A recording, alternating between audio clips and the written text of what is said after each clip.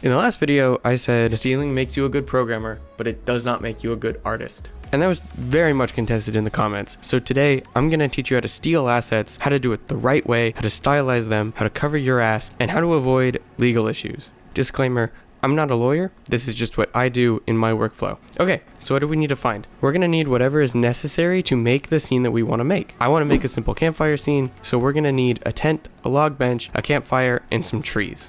And where are we going to find these models?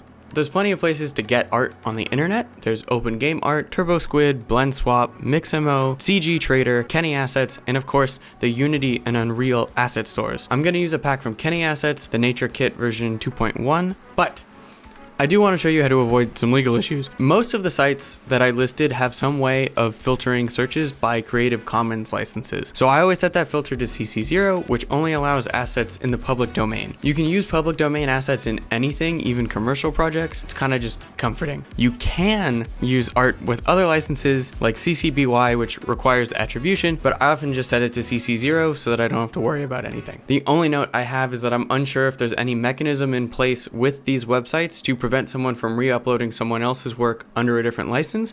If anyone has any tips to check the validity of these licenses, please put them in the comments below.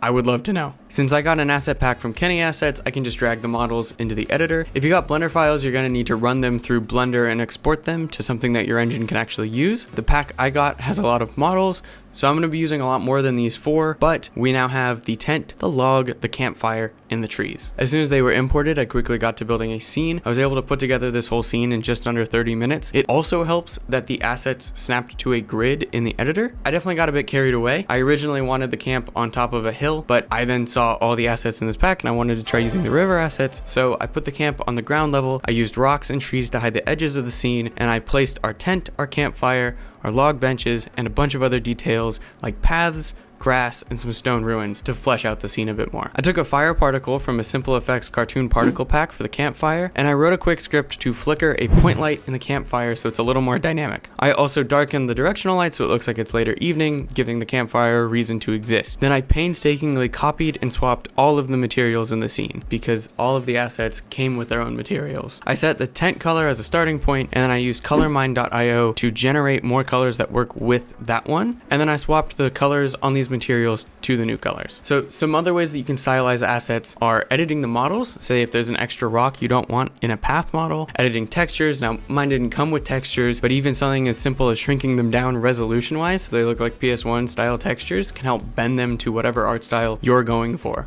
You can also edit the materials in your engine, making them shinier, less shiny, emissive, whatever. And also embrace limitations. It's often better to remove than to add. Simple never meant bad and complex never meant good. If you pick less colors, you don't have to worry about them clashing. There's also plenty of websites like colormine.io to generate color schemes that work. I really recommend using one if you don't know color theory.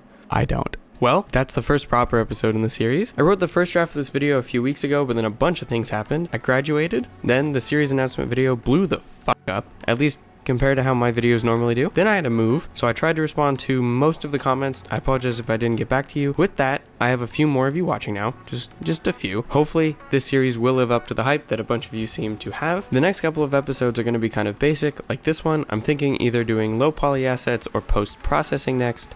I hope you enjoyed the video. I'll see you all very soon. Peace.